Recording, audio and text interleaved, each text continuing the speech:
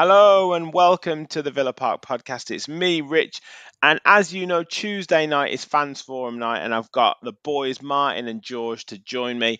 How are you doing, boys? Martin, first of all, come to you. It's been a while, mate. We were just saying backstage, Lille away was the last time you appeared on the podcast in very, very celebratory mood. But how are you doing this evening?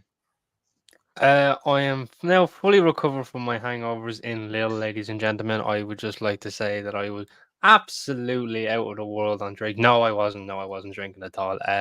No, I had a great time in France. Lovely people. I actually did a drive down with two people, with Luke and Giulio Premiano, good friends of mine who live in Milton Keynes, and we drove all the way down to Lille. An absolutely wonderful experience, and a match to top it all off. And of course. Just to get that win in the way to do it, my heart was racing. Like I said, it was just going, and I have to say, it was a wonderful experience. And I wish I was actually in Athens because I was actually planning on doing it. But we'll get to that soon enough. But We I'm all will. good. We will. We will. Good to see you, mate. And George, fresh from when was your last podcast? Last week, I think you might have been on. But yeah, you couldn't make the Brighton review away with the family, but joined us tonight. Yeah. Sorry, I've not been around the game for a little while. As I've said before, life just does get in the way. I'll try and get on every time if I could, but just doesn't quite work out, does it? Yeah, I've Absolutely missed the Brighton review and the Brighton game. I nearly went, but didn't quite make it. I bet you're glad you didn't now because it wasn't the best of games. We obviously did. Me and Sam managed to get an hour out of it on Sunday night, reviewing the game, mainly talking about other stuff as well. To be fair, Birmingham City going down and all that, and Who went and down? say it again, Birmingham City. And then me and Gareth managed to get 25 minutes out of the analysis of it, which was great analysis from Gareth, by the way. If you do get a chance to watch it, please do. But What, as a I said, Birmingham going down? yeah, we got to, mate, we'd have all night for that. Oh, But yeah, as you know, Fans Forum night. We've had loads of questions in across the week as well. As we are, as always, to start the show, please do hit that like button, hit the subscribe button. We're marching on towards 3,800 subscribers. We need about 240 now to get to 4K. So please do help us. Please do like. Please do subscribe. And if you want to become a member, click the join button or the $sign at the bottom and follow the instructions. We've got news of a new members prize draw after after the last one from Martin Senior was actually delivered. No fault of ours, and just some delays with the post. But yeah, we will do another one very, very soon. So please keep your eyes peeled. And like I say, if you want to become a member and become an official Villa Park Pod follower, please just click the join button. So we have to get into what is happening on Thursday night because we've been told to believe the title of this fans forum was "Do you believe?" So George, I'm going to come to you first. Do you believe? Well, it's a tough old arse, lads, isn't it? Let's be honest. I mean, it looks like it's going to be an absolute cauldron out there. If it was just team against team, I think we could do them. I wasn't massively impressed with Olympiacos. I was at the home leg, and they were just a streetwise, experienced European team that sort of they pounced on our kind of inexperience and naivety, I thought. But like looking at the Olympiacos away support, I mean, absolutely fantastic, weren't they? And I'm thinking, God, however many of them lot at home, 50,000 or whatever they've got, and we've not fared too well, have we, so far in the away games? So we're really going to have to stand up and be counted if we want to get through. It's not over. We've got a chance. Of course we have. Yeah, Martin, I've watched the little video that Aston Villa have put on their X feed, and it got me a little bit pumped up. The 5 minutes of all the goals we've scored this season in the Conference League. I have to admit, it was getting me going that we can do it. We can do it. What are your thoughts on it? call me a bit pessimistic, but I don't know if I do believe or not because that Greek atmosphere is very hostile away from home, and it's not going to be an easy place to go to. Like, you look at the last time we were in such a hostile atmosphere in Poland against Legia Warsaw, and we just couldn't cope. Maybe it was the fourth game and we lost, because it was our first time in Europe and probably never got the best of us.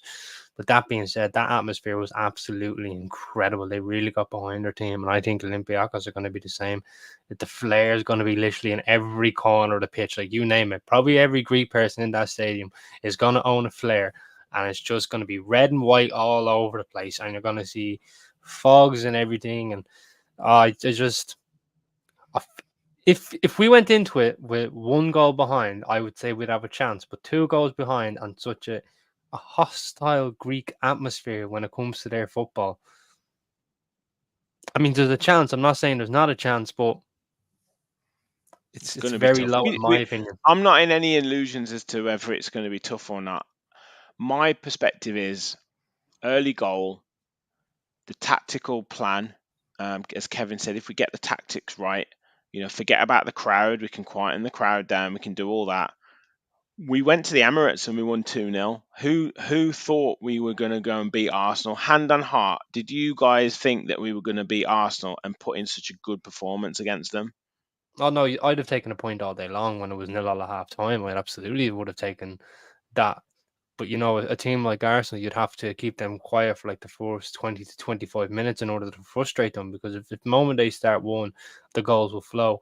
Now, Olympiacos, on the other hand, I feel like we are a stronger team than Olympiacos, but I feel also at the same time, and George touched on it with their Champions League experience, or the European experience, even like they've been in the Champions League, they've been in the Europa League, now they're in the conference.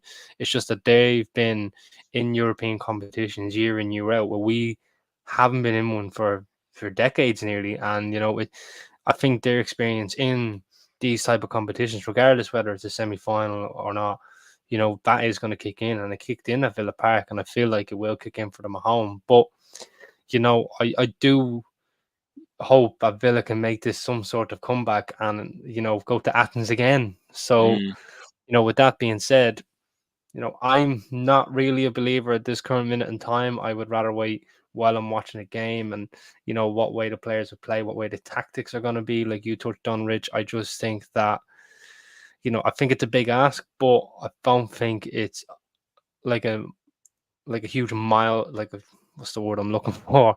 I don't think it's well beyond is what I'm trying to say. I do think it's a huge task, and I do think it's possible, but at the same time, it's a big ask. Yeah. George, where do you think the key battles are for this game? Like, is it a case of we need Watkins to have a huge game, or Bailey to have a huge game, or Diaby to have a huge game and score, 1-2 goals and, outscore the opposition, heavily? Or is it a case of being sensible and, keeping a clean sheet and being really, really organized and sneaking that game, 2-0 and taking it to extra time? How do you see it panning out like that? Like, what's the key battle? Is it attacking and going all out attack, or defending and being sensible? Well, for me, in the home game, our attack had the beating of them all night. Like, I thought, say, Diaby, Bailey, Lively, like Watkins scored a good goal. Olsen in the goal didn't do too bad, but our problem, and I really hope it's not going to be our problem again, is the midfield. We just kept getting losing the ball, didn't we? Over and over again. Misplaced passes, getting robbed of the ball and getting caught on the counter. And if we don't look after the ball better, it doesn't really matter what we do, because we're not going to keep a clean sheet. And then, if we concede first, we're in real trouble, aren't we? So I just think we've got to just keep better possession of the ball and just try and stay calm. We just got embroiled in a, I don't know, it was like a sort of... It's like a basketball game, wasn't it? Yeah, and that's not Unai's style at all, is it? We just need to keep a bit of calm, realise it's a 90-minute game, it doesn't have to be won in the first 10 minutes. Just grow into the game and just stop making stupid mistakes and stop conceding so many goals. And, I think if we get that side of the game sorted out, there's something there for us. A few comments coming in. Weston said we score the first goal and it's on. Duncan says this run has been great experience for the Champions League next year. Jason says we need to go all out, and the Greek fans will be tough, but may get nervous if we start well. John, as was I, was at the Tranmere semi-final. Let's do it again, up the Villa. Rod is definitely a believer. Jason said I'd love it if we beat them, getting Kevin Keegan in there. Kevin said the atmosphere should inspire them. I'd absolutely love it. And John says the first goal is mega important. Absolutely. Martin, I'll come to you. Do you think there'll be more players available? We've seen that Emi Martinez will be back in goal, which is massive, absolutely massive for us. Is that us. definite, lads? Sorry to jump in there. Is he definitely back? He was back in training today by the looks of it, and I think a couple of journalists have reported it. Not the Villa ones, but other ones have. But then you've got Tielemans potentially in contention. Moreno was obviously on the bench the other day. Zaniolo was with the squad but felt a strain, so he could be back. Are you expecting, more options for Unai Emery to utilise for Thursday night? In one way, I am, yes, in terms of the size of the game at the moment, but in another sense, not really, because you don't want to be rushing players back, and regardless how big the game is, the last thing you want to do is aggravate injuries, and because there's some cases where, if you aggravate that injury to, say, Tielemans, for example, on his groin, you potentially see him getting surgery, being out for a long period of time, like we've seen with Alex Moreno last season. And then you've got, Emi Martinez, who has this issue with his hamstring at the moment. And plus, I know he was suspended. But if you aggravate that injury, you're looking again for him as a surgeon, and you don't know how long he's gone for. But I think, in my opinion, I'd probably, as much as fans might not like this, but unpopular opinion, I'd probably go with Olsen on Thursday, because I felt he put in a great performance against Brighton, and he was very unlucky with the penalty, of course. He made a great save, and it was just a rebound. But everywhere else, I would expect a few options, maybe with Zaniolo, Tielemans. If he's fit, yes. If he's not really up to it, I wouldn't risk him, because the last thing you want is to aggravate injuries to himself. And the same with Emi Martinez. But if Emi Martinez is available, you 100% start him, and I would say start him. But if he's not fully fit, even if it's 90 to 80%, I don't care. Go with Robin Olsen, because I feel like his performance was justifiable enough to earn himself a start for Thursday. I know Emi Martinez is the world number one and all that, and rightly so. And if he's 100% fit, I still say for him to go on goals, absolutely. But if Emi Martinez is not fit, I would just say no, don't risk Emi. Doesn't matter what size the game is. The last thing you need is Emi Martinez not match fit and not up to it, and all of a sudden he can make a mistake or two. And we know what Villa Twitter is like; it'll just go nuts. So, as far as I'm concerned, I do think there'll be options in terms of if everyone's fit. If not, just hold it back. Yeah, I think if Emi Martinez is anywhere near close to fit, we've got to play him. He gives huge confidence to the back line. If it gets to a penalty shootout, he's already saved 2 penalties before it's even started because of the psychological battle. But yeah, I take your point with Olsen doing well in the last game, but I think he could have done better with at least 2 of the goals last Thursday. And I hear. Look. Yeah. Angelos is in the chat, Olympiacos fan. Hi, lads. Looking forward for Thursday's match. Good to see you and great to have you in the chat, mate. Nick is over in Athens as well. They don't give us a chance. So it'd be great if we could make sure that they're eating their words. I hope you're enjoying the Greek hospitality, Nick. But yeah, definitely the word on the street over here, Greeks won't let this slip, unfortunately, regardless of how well we play. And like you say, that they are experienced in that football, in that European football. So yeah, we'll see. Now, one of the other controversies, George, about this game is the referee. And John Gameson said the ref is crucial again. But we're hearing reports of this referee could only happen to Villa, as apparently been in trouble before and got suspended for being involved in a match fixing issue with other referees. He was the one who blew the whistle on the whole operation and managed to get a lesser ban. So I'm not sure I like that, because he was a grass. But yeah, and obviously we know the alleged controversies surrounding is it Marinakis? Is that his name? The owner and the Nottingham Forest owner with kind of Yeah. match fixing and stuff as well. This in terms of conspiracy theories, it isn't looking good if there's a controversial decision on Thursday night. No, it's not, to be fair, is it? I mean, I thought the ref was dodgy enough in the first game. It's it's just a bit madness, really. I mean, like, as you say there, surely, okay, if he wasn't the ref that actually got done, but he was part of it and he's been banned, don't get me wrong, do your time. I'm all for a bit of redemption, but giving him a Conference League semi-final, I mean, I is there know. no one else? Do you know what I mean? Well, he must have done a bloody good job since then to got himself back up to like this level of a game. So I don't know. I'd be much happier if it was a different ref. But so far, my experience with Europe so far, I found it very weird. I found the officiating strange.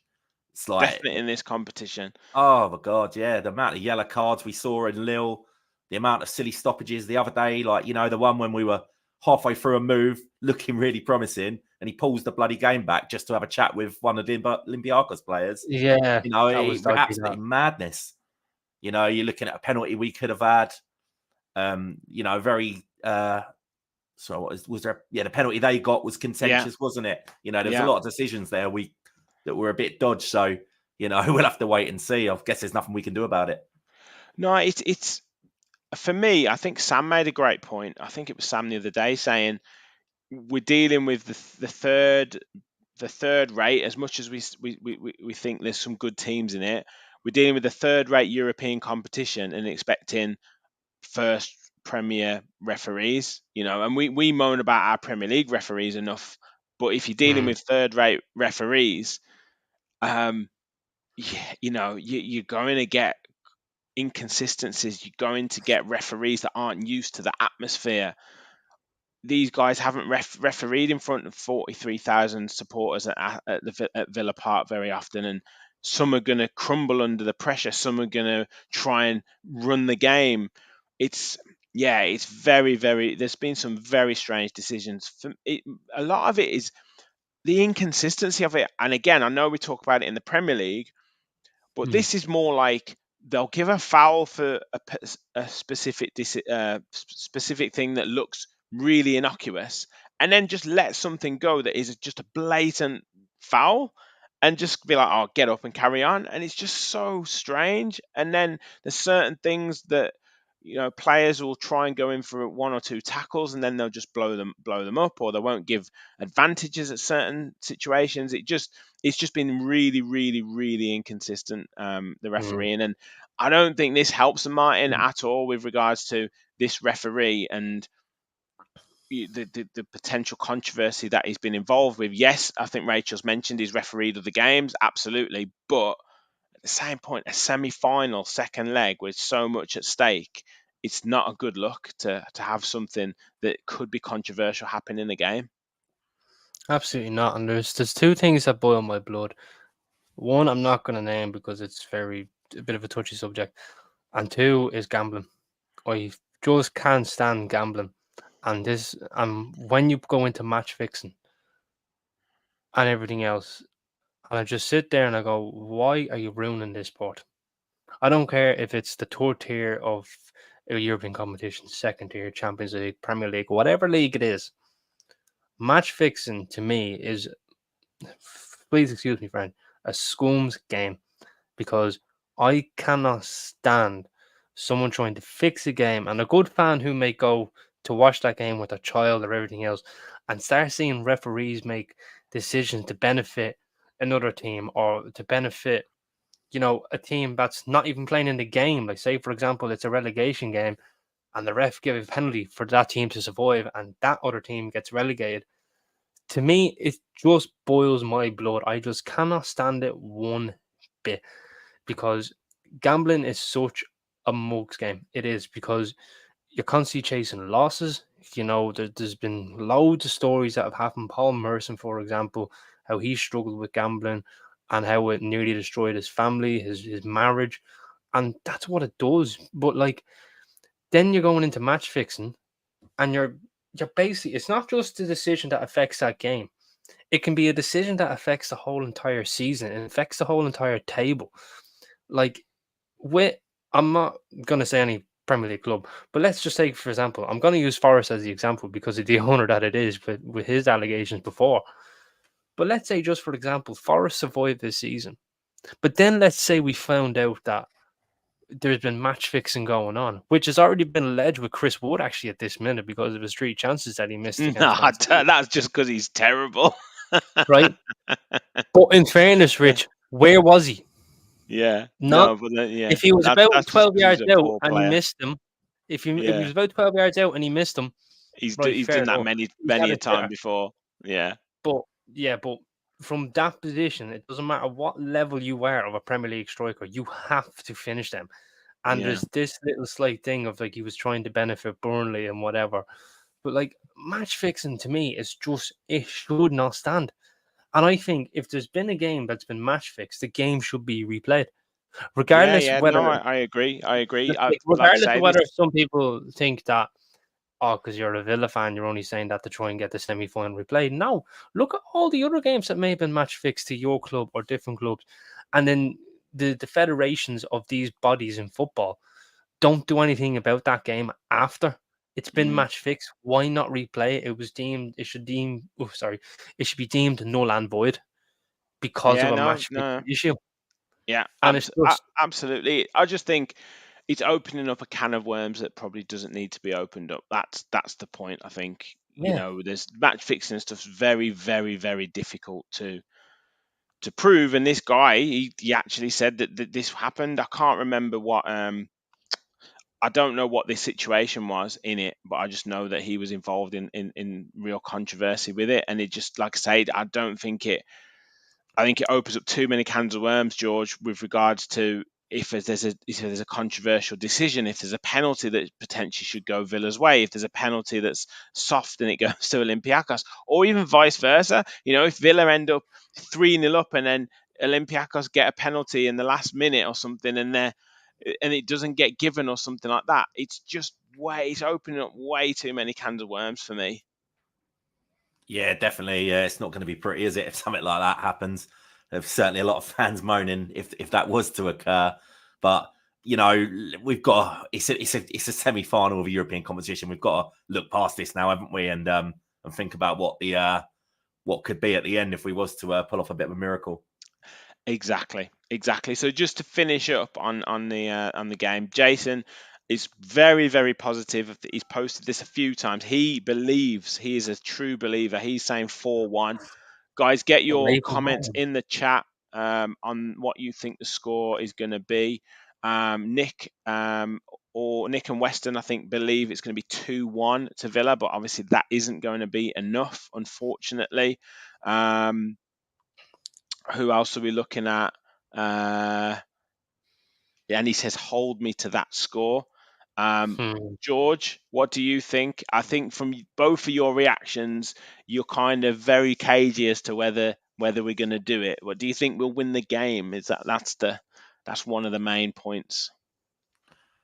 My worry is, I did say earlier, didn't I? I'm just not convinced we're going to be able to stop them scoring, which means we're going to need 4 to get through, 3 to take it to extra time.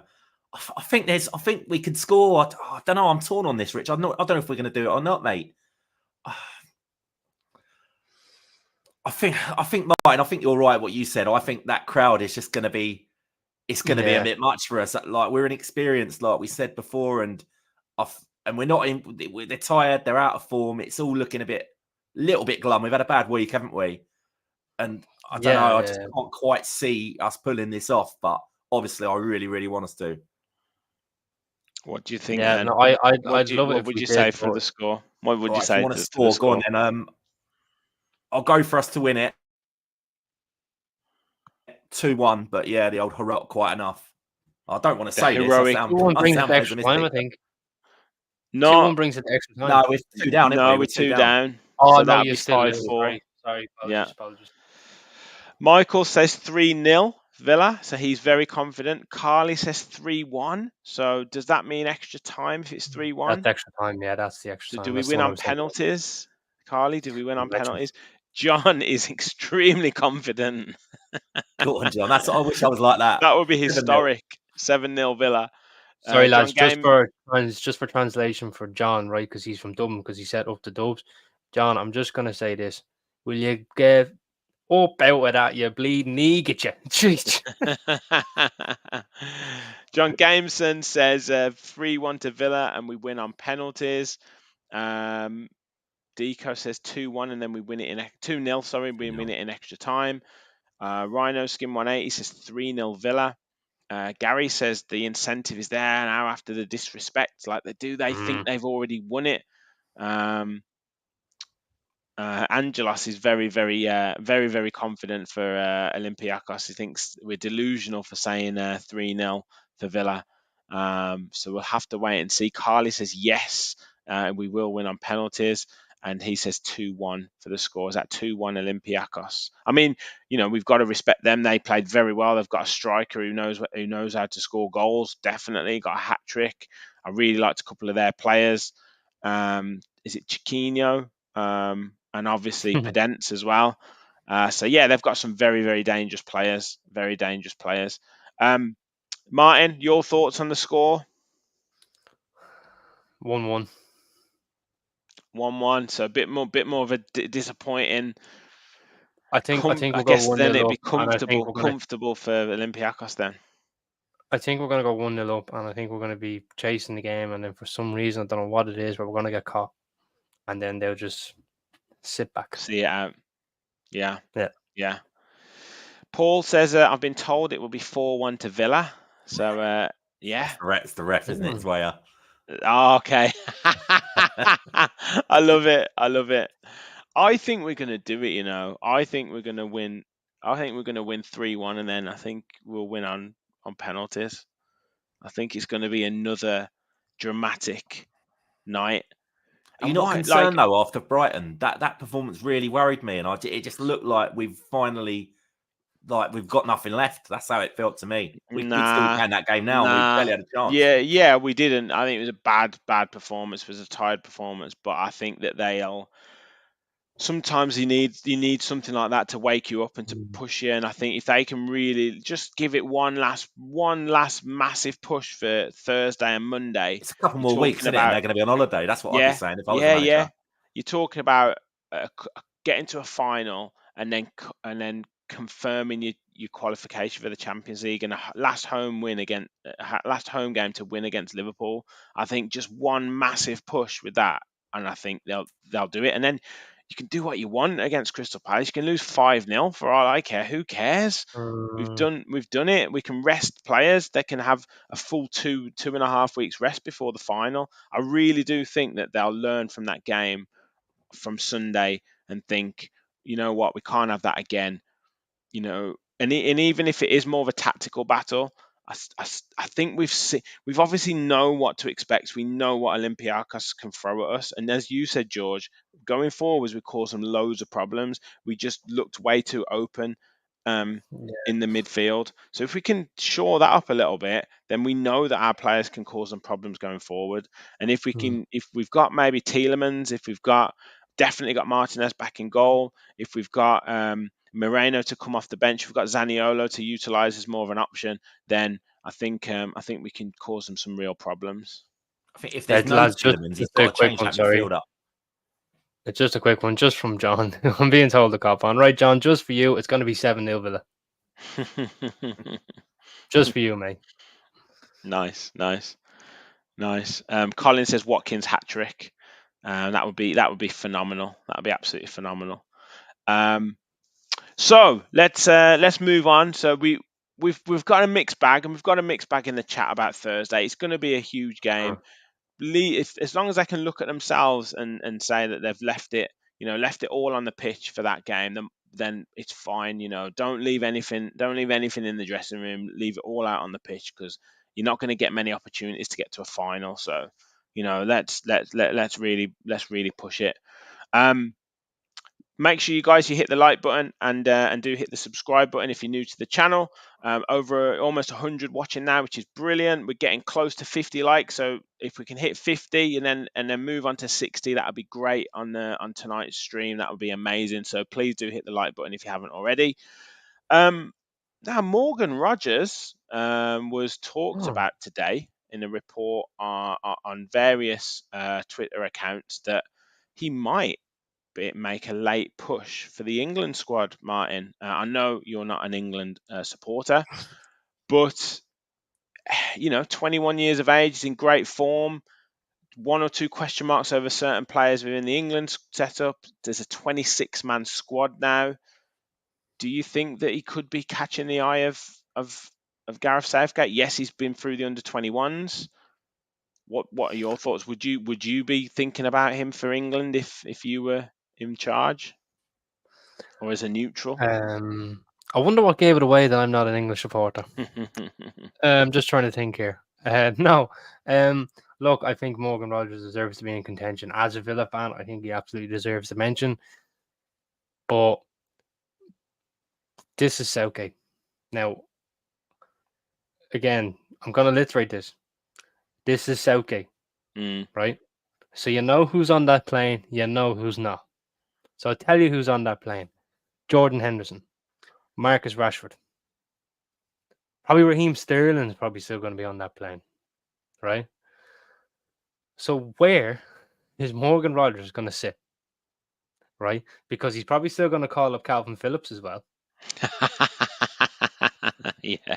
This is Southgate here, lads. This is not my issue now. This is your issue you have to deal with, right? So he's going to call up lads who've been absolutely useless, right? Because Rashford has had a very poor season, right? Jordan Henderson, he went off to Saudi Arabia. And what did Gareth Southgate say? Oh, you need to be playing in Europe to be in contention with me for the Euros. So he went to Ajax. The fact that he made that move alone tells me Jordan Henderson's going to sit in that plane. And then you have Calvin Phillips. He's still going to call up Calvin Phillips. He's not going, Mark. Phillips ain't going. Yeah, I don't think he could get away with Phillips going. I honestly, I don't think Rashford goes. To be honest, I think there's too many other options. Here, look at the years that have gone by. I wouldn't be surprised. I definitely wouldn't be surprised with Rashford, but I just don't think he'll pick him now. No. But George, if you look at the years that have gone past, right, for English players that haven't been called up, you look at Mark Noble, for example, probably one of the most harshest ones you could ever think of. I never got a call up. Now I don't know if I was Southgate in charge or not. I can't specifically remember. But like that was harsh. But getting back onto Morgan Rogers, I do believe he deserves a name, he deserves a mention. However, I think personally it's too soon for him, because there's probably going to be other players more experienced in major tournaments with England. So I think he will go with the under-21s. Yeah. I mean, George, do you think a little wild card pick? And in some ways, is there any point in picking him? Because would he actually get a game? Like, yes, there's experience and all that. You're going with the big squad for experience, but do you think he gets a game? Nah, taking my Villa spectacles off. It's all a bit quick these days, isn't it? I mean, how many has he played for us? About 12. Kobe Mainoo was in the team, and now he's not playing very well at all. Like I saw him the other night against Palace, and he looked a bit lost. And and then but earlier on this season, they were talking about him being, the best midfielder we've ever had, and all this kind of stuff. It's like I said on here a few weeks ago. Now we're a very sensationalist nation. Like you have 5 good games now, and you're playing for England. Players you've not even heard of. Next thing, they're in the bloody England squad. When did this ever start? Back in the day, you used to have what? You used to have 2 full seasons before you'd even get a look in. You'd have to really. I wish Ireland had that problem. Jesus. Yeah, back then, mate. Back when I was. I wish we had that problem, lads. Yeah. Once upon a time, you did, but that just goes in cycles, I guess. But they were still English. They weren't even Irish. Mate, that's very true. Yeah. Yeah, but no, listen, Rodgers has got a bright future ahead of him. Of course he has. Looks like he's got a bit of everything. He's got a bit of physicality. He's quick, tenacious. There's plenty of years for him, but what's taking him now going to really do for him? What, a bit of experience just being around the squad? I think he's better off spending the summer with the under-21s and, going through gradually. Yeah, I think I agree. Got to shout out a new member, a new official Villa Park Pod follower, Paul Miller. Thank you very much for your support, mate. Much appreciated. And welcome to the family. Welcome as an official Villa Park Pod follower. I'm not sure if there's an under-21 tournament this summer. Obviously, his best mate Cole Palmer will be in there. I think he deserves the spot. He'll But be there 100%. Madison's not in great form at the moment. So I don't know. Like, the stranger things have happened. There's always been one or two little wild cards. We talked about Walcott all those years ago, going as a 16-year-old and never getting played, and there's always been one or two others that have made a late push for it. But as Rachel said in the chat, he does need to make sure he's fit actually first, because I don't know if he's going to be fit for the rest of the season. So we'll have to wait and see. Is it maybe his agent, putting a little story out there so he gets a better contract at Villa? He's obviously had a few moves in the last few years, so maybe he's got a clever agent. I'm not too sure. So yeah, we'll have to wait and see. Another bit of good news was the kind of viewing of Emiliano Buendia back in with the squad, training today, and that is absolutely fantastic. He put quite an emotional post out there, so I think it was like 227 days or something he's been out, and it was great to be back in with the lads. It doesn't look like I think John Townley was quite quick to say he's great with it, that he's back training with the lads and running and stuff like that, but it's looking like he's going to be moving into pre-season as opposed to being anything like ready to make an appearance in the squad this season. But I don't know. Do you think there could be a chance that he makes an appearance, especially if we get to the final of the Europa Conference League and kind of gets in the squad? I don't know if he'd even be named in the squad though now, would he? So I don't think that would be possible. It's definitely looking like next season, isn't it? But good to see him back nonetheless, George. 100%, mate. We've missed him this season. I just think the way we've played this year, it was looking like it was going to be a season for Buendia, pre-season and that. He was lively, wasn't he? I think there's been a Buendia-shaped hole in our team throughout stages of this season, and very disappointed for him because he's not a world beater, but he's a good little player. Great skills, and he tricky operator. And now we're a team that hold on to the ball a lot more. I think he would have. There's a big role for him with the amount we've played 50 odd games this season. I think it was going to be a big season, but unfortunately, it wasn't to be for him. Yeah, Martin, there's been times this season, particularly in certain games, where we've had teams that have been difficult to break down. I even think maybe, coming on against a Brighton and giving us that bit of inventive spark, like trying something that no one else would try. Like, that's where we've really missed someone like Emiliano Buendia this season. Absolutely, and he gets so busy as well off the ball. It's not even just the fact of what he does on it; it's what he does off it too. Like, he just really gets himself busy. He's robust. With a small sense of gravity, he's really hard to kind of get the ball off. And the way he just passed the ball in between the lines and everything under Emery before that injury was exceptional. And how he was playing against Newcastle in the preseason, he was like a man possessed, is what he was. And I felt if he hadn't got his injury and we had him for the whole season, in my opinion, Ollie Watkins would be sitting on 25 goals in the league if Emmy Buendia was about, because this is the way he unlocks certain defenses in games is incredible, and we've really missed that. And I know for some people he's probably not their biggest fan, but in my opinion, we're watching him. The way he unlocks defense, the way he gets himself busy, the way he just has that eye for a pass. We've really missed that this season. Like, don't get me wrong, we've had an incredible season, but there's certain games and certain moments where players didn't exactly execute that final ball, which in some games we've been frustrated. Emmy Buendia would pull that off.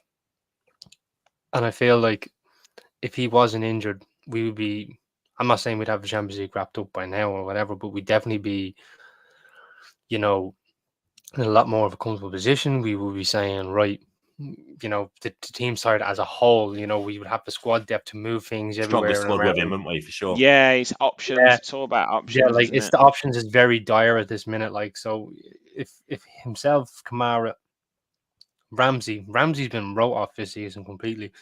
Like, if them three players were about, you would be saying, right, the bench is good, it's strong. You could change things around for some games. You could start Buendia, maybe rest Bailey. You start Bailey, then you rest Diaby. Like, you move things around to get players to full fitness, rest.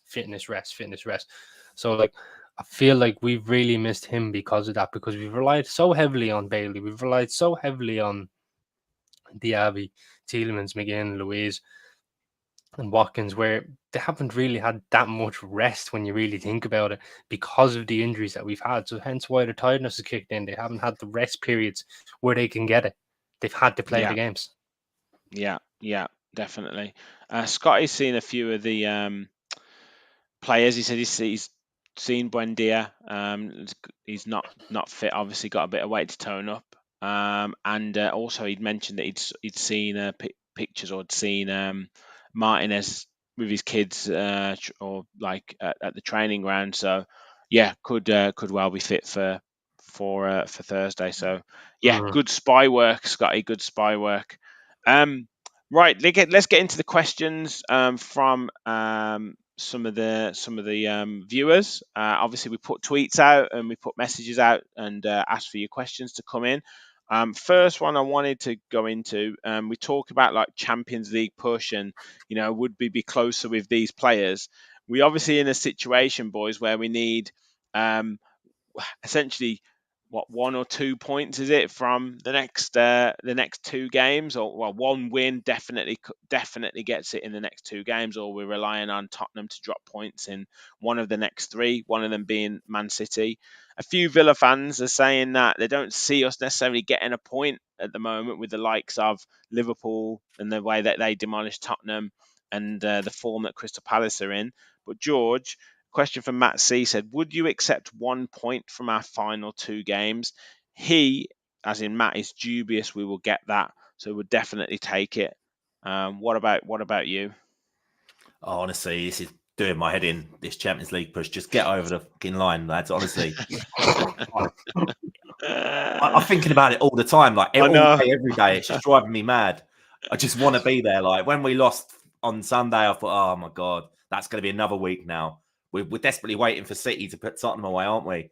Yes. But there's this nagging feeling that if they were to just turn up once and win that game, and then they beat Sheffield United, Burnley, they could do this. Like they're like 7-1 to get 4th, but it's not impossible. And would I take 1 point? I hate the fact that we're having sort of relying on other teams doing our job.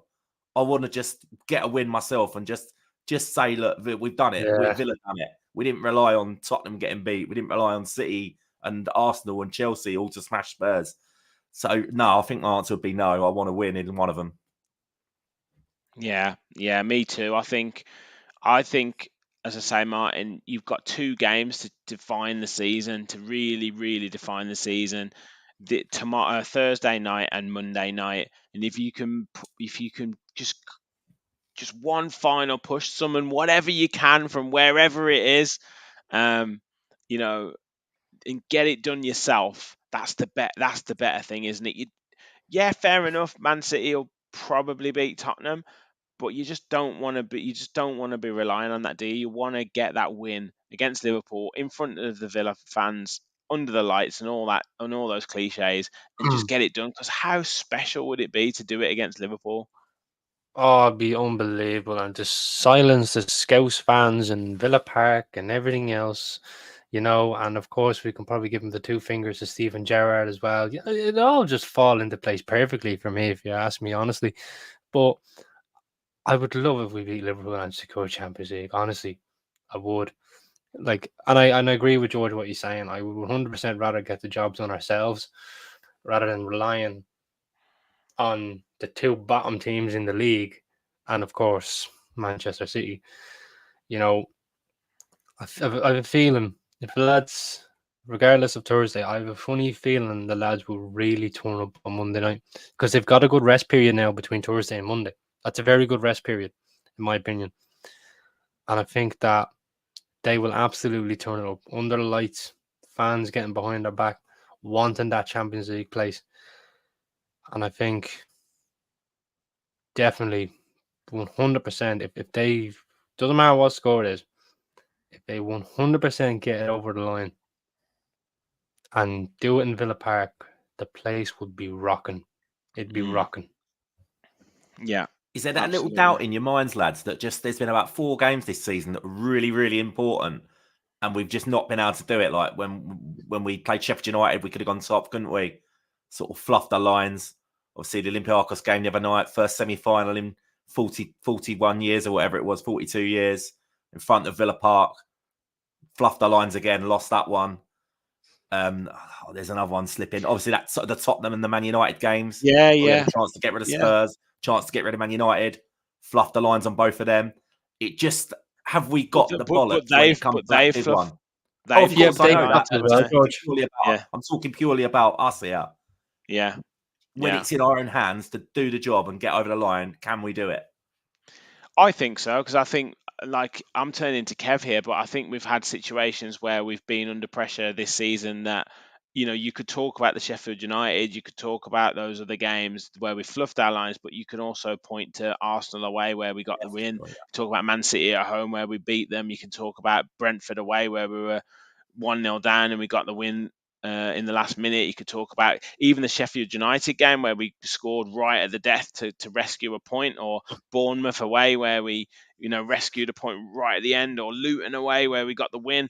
Like, there's loads of games where we've kind of been under the gun and we've managed to turn it around. So yeah, I do think we can do it. Whether we will do it is another matter. You know, Liverpool are a good side and they'll be as up for it as we are. But I think who was it in the chat who said? I think it might have been Peter. Yeah, he says, "I'm glad we're in our position and not Spurs, though. Points on the board and all. They have more pressure than we do. You know, what's to say that they don't drop a point against Burnley? Burnley are absolutely fighting for their lives. Yes, they were terrible against Newcastle, but you just sometimes with Burnley, you just never ever know.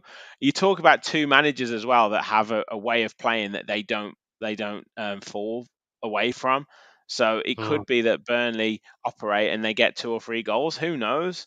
And I think someone else in the chat said we could have done it before the Liverpool game because they dropped points against Burnley. So we wait and see. The other side of that, though, George, like you say, is there's 9 goals in it. Tottenham could beat Burnley 4-0. We could lose to Liverpool 2-0, and all of a sudden, it's real pressure time, because then they know they go into the Man City game. Man City don't have a good record against Tottenham, and there you go. They could get the win, and then all of a sudden they're really in the driving seat, and then we have to go to Crystal Palace and get a result. Exactly. You know, it's what it is. It's a nagging doubt, isn't it? You know, I've got faith in us, of course I have, and I want nothing more than us to just go and get over the line and get that 4th spot. It's just, you just want it to be as less stressful as possible, but it never is it, being a Villa fan? It's always the most difficult way to do something, and we'll find it and we'll do that. Yeah. Sean, he agrees with me. Can't believe we say things like we don't turn up in games that really matter. We've turned up in 99%. It's just, I think it's just a pessimistic. It's that tension in Villa fans, isn't it? We tend to look at that kind of like it happens to us. And yeah, let me just clarify that there. I know we've had a fantastic season. I'm not for a minute saying we're not. I'm just saying the games that I mentioned there all had something specifically on them. Yes. And we didn't do it. That's what I'm saying. Yeah, no, I don't disagree. I was saying the same against Sheffield United. I was saying the same against Man United or Tottenham. I was saying exactly the same. And I was talking about, you know, our results against those teams around us was really gonna define us. But then we did manage to beat a couple of the other teams that were, you know, I said the Wolves game would be massive. I said the Bournemouth game would be massive. I said the Chelsea game would be massive, and we picked up 7 points from them as well. So, you know, it's one of those, isn't it? Yeah, like the reaction after that Spurs defeat. I was so disappointed with the Spurs defeat, but we bounced back well after that, to be fair. Yes, exactly. Clive says spot on, Fowler. But yeah, I agree, Sean. Arsenal. I said it before. Arsenal had a lot on it. Man City had a lot on it, and we managed to get those. And yeah, thanks for the support, mate. Much appreciated. Says a great show, lads. Thank you very much, mate. He got there eventually. Brilliant. I know. I was trying to press it. Sometimes the button doesn't work. So other questions. So LG26 had like 2 or 3 different questions. So let's go for this one. Areas that need upgrading or strengthening in the summer. George, I'll come to you first. Where are you thinking about strengthening or improvements to be made in the summer? I mean, probably everywhere, particularly if we get Champions League football, but anywhere in particular? Do you know, it's a difficult question. I was thinking about this earlier when you put it out. It all depends on the squad because, like you just said, Martin, all them injuries you mentioned, if they hadn't have been injured, that squad to me looks absolutely fine. And I'd have said, you know what, you had what we've got now. You had Buendia, Mings, Ramsey, Kamara, Tielemans. That's a whole bench near enough, right? That to me, that squad's fine. I'll be like, we're looking all right. But you just don't know now. Now we're playing European football. Is this going to be the future now? Are we going to have injuries like this like every season? You know, are we going to be losing 7-8 players at a time? And if that's the case, then who knows what we need? It will just be who's fit, and we need to replace that player that's injured, don't we? But if I'm looking at the actual side, I'd say there's a right back to be upgraded on. I personally think. I mean, Matty Cash is a solid player, decent, but I think going forward he's going to be more of a squad player. Obviously, Konza's done a job there at right back, but it's not ideal. I think we could definitely do with a new right back. Where else would I be looking? I think Dendonka will probably leave in the summer, so you're looking at a backup holding midfielder to Kamara. Obviously, Kamara's not going to be back till probably October. So maybe if there's going to be money spent, I would say that's probably the position. Otherwise, I think in wide areas we're looking good. Watkins up front is fine. What's going to happen with Duran? Do we need another striker? But otherwise, we're stacked at centre back. I think we could probably lose a centre back maybe and still be all right. We've obviously signed Gauchi, haven't we? The backup now to. I'm assuming Gauchi's going to be the number 2 to come, right? Well, there's talk of this Spanish goalkeeper from Las Palmas, is it? There's talk of him coming in, but apparently he's very, very highly rated, and he would probably be really pushing for the number 1 shirt. And then you've got Sinisalo, who won every award going at Exeter. Now he might go out on loan to a championship club, maybe. How old is he now, Sinisalo? I think been around a little while, hasn't he? 22, maybe 22, 23. It's still very young for a goalkeeper. Exactly. 18 for a midfield player, Yeah. I think summing it up though, George, you're saying right back, central midfielder, potentially second striker, but other than that, fairly set. If they can stay fit, then yeah. But who knows what's going to happen on that front? Yeah. Few comments coming in. First of all, big shout out to Sean KMG. We will roar into 4th with his 199 super chat. Keep the faith, mate. Absolutely. I think we do. I really do think we do. I really do. In terms of positions, Rachel saying CDM. Ahmed is saying the Hermoso deal is done. I've heard that Saudi clubs are interested in him now, and they're the ones who have made the biggest inquiries about him. So it's whether he goes for the money. Where's he playing? Yeah, is he a fullback? He's more of a left-sided fullback. Yeah. So, he's a left centre back, left full back sort of job. Yeah. So I don't know whether that means obviously Longley, we wouldn't sign him and he comes in for that position. And some people may be speculating that he might go in at left back, and Frimpong or someone comes in at right back, and we kind of invert the attacking threat and we go more down the right hand side. Who knows? It could be different games that he does different looks at attacking down the different side. So.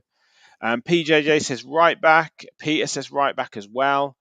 Gary said we need to know how much we can spend first. Yeah, very important. Adamski says midfield.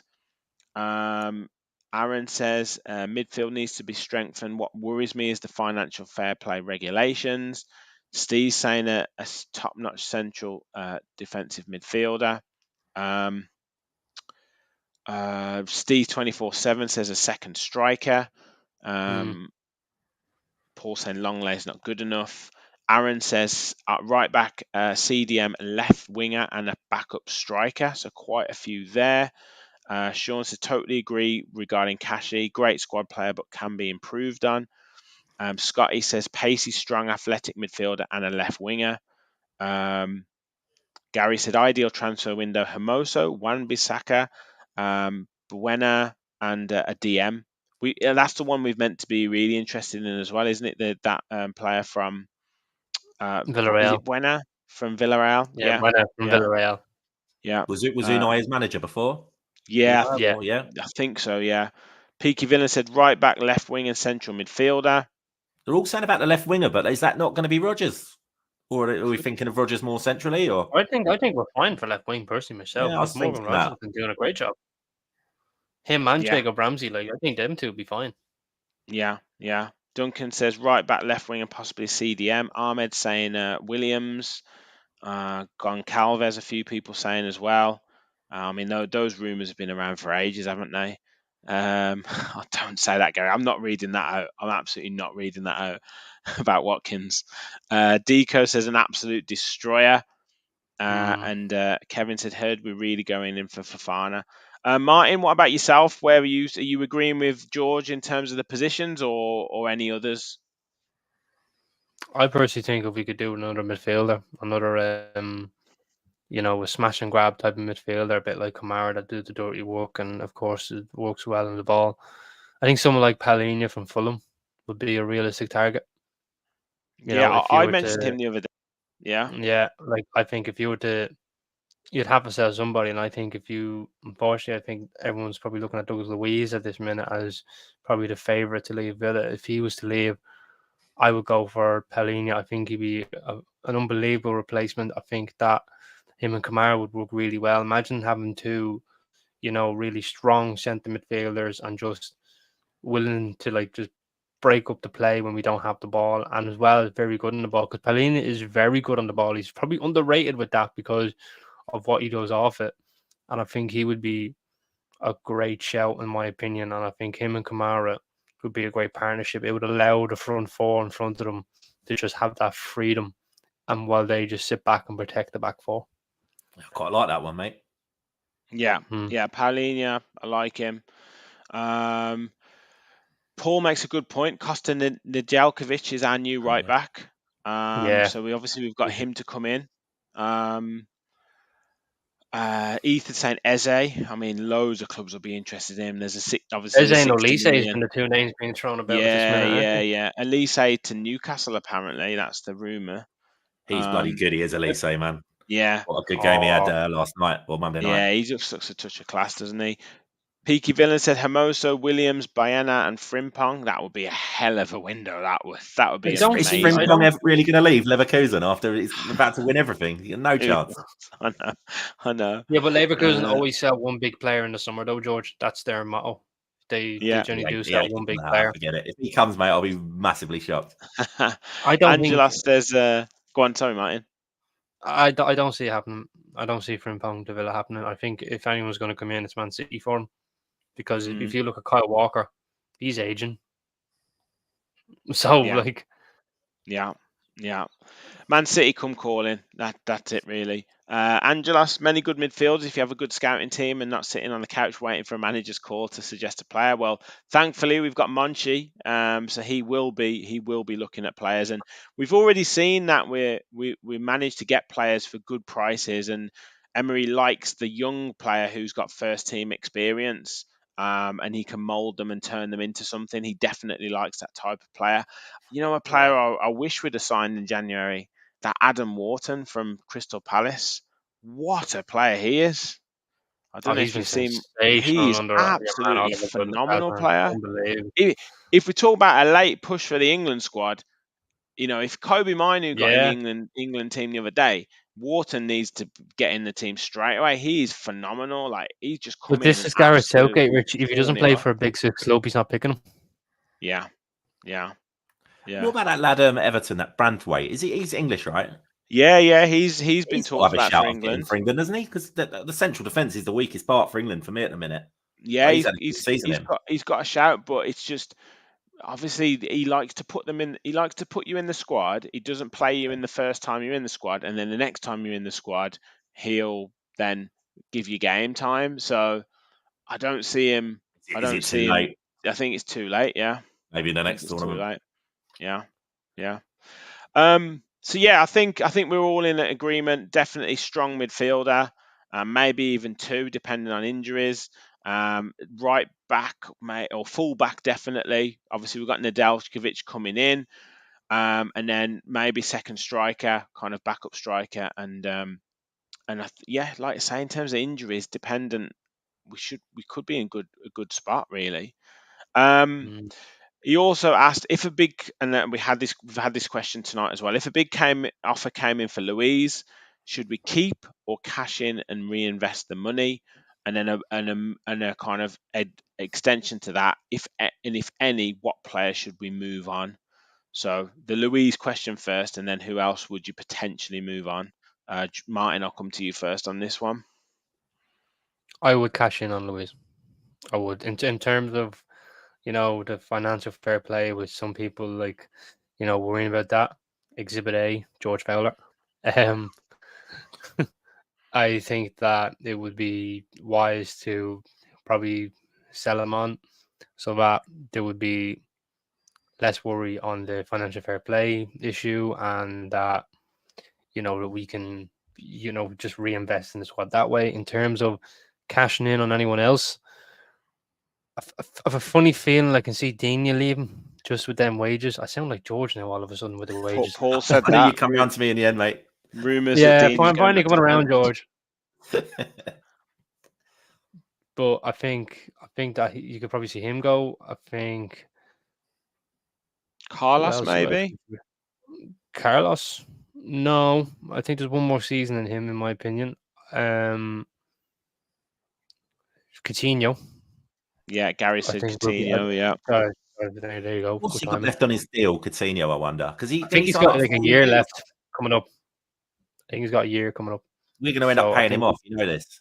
Yeah, Yeah. we'll just cash. Yeah, we'll just come to some sort of agreement. I can't see any club signing him unless he does a deal with like another Qatari club, or he moves to South Korea or something like that. I just can't see it. It's going to cost us to get rid of him. Guarantee it. We've seen this loads of times with players. Yeah. I think we've got some saleable assets. I do think. Sanson will kind of meet I the think Sanson terms of already his left on the deal. permanent. He's Didn't gone. he? He's gone already. Did I we think get he's already money for gone. him? Has it already been agreed, the transfer? It's done. Fair Yeah, enough. it was minimal. When it's a about mutual 4 million or something. Yeah. Yeah, I think it was. Yeah. What about you, George? Like a lot of people saying, reluctantly would cash in on Dougie. Do you see someone like Ramsey moving on? Do you see someone like Ollie Watkins moving on? I bloody hope not. As Martin said, and it's not recency bias. It would be Louise for me, and I've maintained that throughout. He's had a great season, good player. He's developed well. We've had him 3-4 seasons. We've seen the development of Douglas Luiz, and we've got a very good player on our hands. But at the same time, he's a bloody good player when he's got Boubacar Kamara next to him. They are a top pair. That is a team. Them two. It's Louise and Kamara, isn't it, for me? Mm-hmm. Just Louise. I think you see what you're seeing now. You see a good player, but a player that doesn't want to do everything. He wants to be he wants to knit it together, the nice passing, the nice flicks. Pretty player, isn't he? But does he really want to dig in and stick his foot in and stick his head in where it hurts and do them hard yards? For me, he doesn't. So if you're asking me, there's probably 3 big hitters in that team, saleable assets at the peak of their powers. Martinez, Louise, Watkins.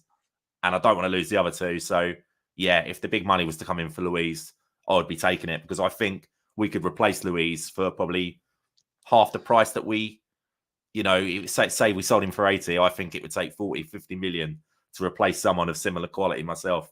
And I'll say, love the geezer, but someone's going to have to go, because our finances are like, this is the business model. Bring these players in, develop them, and sell. That's what the whole plan was. And I can't see us going away from that. Yeah, I think there's a danger of, look, we all do it as supporters, right? And you get really sentimental towards players and stuff, but that's the business model, like you said. No, Kevin. But that's the business model that we set. And we've just bemoaned the fact that we've signed Philippe Coutinho and we're going to have to pay him off potentially to kind of move him out of the squad. We never ever sell players when they're at the peak of their powers, and maximize what we make off them. And look, I understand that we want to be like being at the top table, but look at Chelsea when they sell players, look at Man City when they sell players and Everyone has to do it. recycle the squad. They always do it. They just sell the player for a decent price and just get someone else in. Like we seem to think, oh, we can't let go of these players and what the world's going to end if we lose them. But like you say, if we get 80 million for Douglas Luiz, fantastic. Look at that money that you can reinvest. If you get 60 million for Jacob Ramsey, I'm not saying that we would get that. I'm not saying that by any means, but you can reinvest that money. Look, we've signed Morgan Rogers for £8 million. What is he worth now? After like 3 months, 25, 30 now at the minute. yeah. So like we'll kind of move these players on. Yes, we'll thank them for the service, but as soon as another player comes in and he scores a couple of goals, he's all of a sudden our favourite player. So it's about making sure that you buy and sell players at the right time, and it's about time that Villa sold some players. That, yes, they're big players for us. Yes, they've been great for us, but for big money, because we can't keep talking about, we got 100 million for Jack Grealish. It's That's one player in about yeah, 12 years. we've got to be getting 40, 50, 60 million pounds every season for for one or two players every year. Like, that's what we've got to do. That's what's going to keep us at the top level of football. You can't just sell one player for a huge amount and then not do anything for 3 seasons, because you just won't consistently stay at the level, because you won't be able to recycle that money.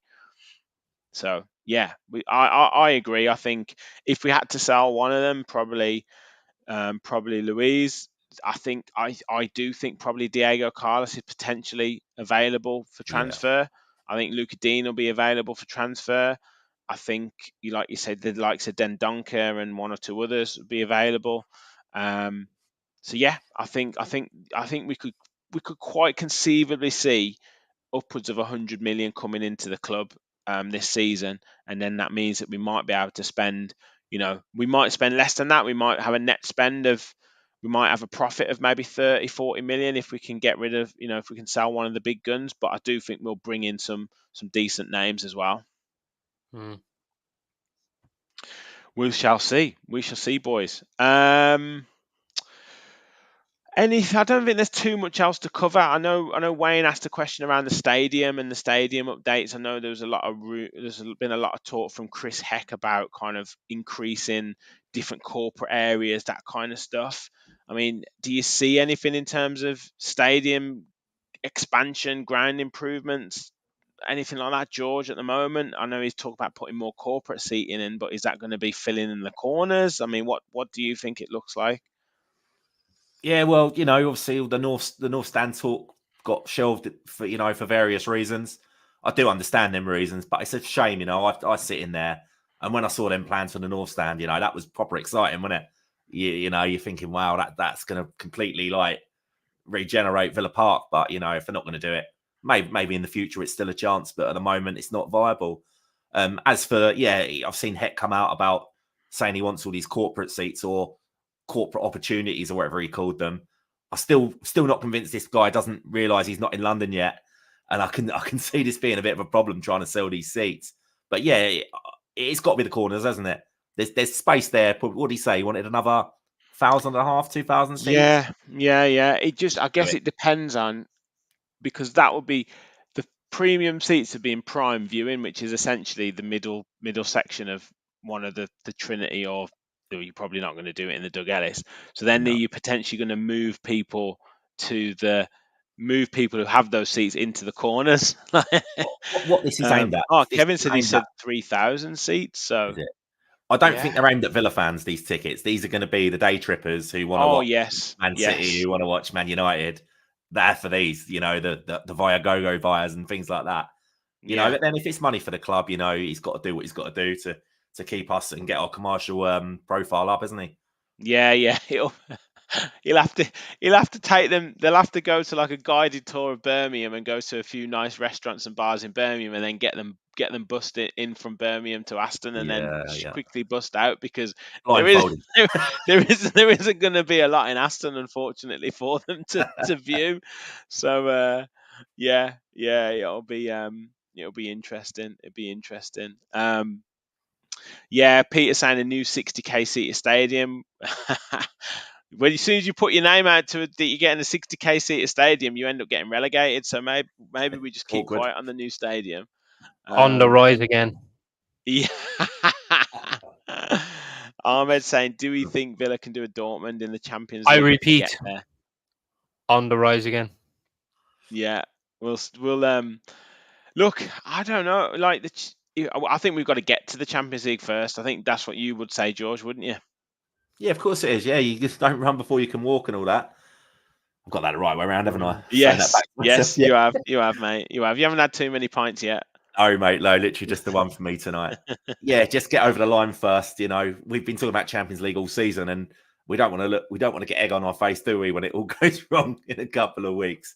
But you know, No. if we were to get there, who cares, man? It's the Champions League. I don't really care if we could lose 5 games out of 6 or however many we play. I just want to be in part of it and be in the big time. You know, Yeah, do as well same. as you can. But I we'll want worry to be about how well we Champions do once we get there. Yeah, exactly. Lads, what a show! Great. I love Fans Forum Tuesdays. I love the interaction we get with the people watching. It's fantastic. All the comments coming in are brilliant. You guys make the show. Your questions before the show, your questions during the show, interaction is fantastic. So absolutely love it. Make sure you spread the word of Fans Forum. We want to get more and more people involved with the channel and with the night. Every night, Tuesday night is Fans Forum night. Make sure you hit the like button and make sure you hit the subscribe button if you're new to the channel. Thank you, lads, for joining as well. We'll be back with. I'm toying with the idea of a watch along on Thursday. We shall see. But whatever happens, we'll be back with match reactions, previews for Liverpool. The shows will still be coming thick and fast. Yeah, make sure you, as I say, hit the like button, hit the subscribe button, and as always, remember, we'll follow the Villa.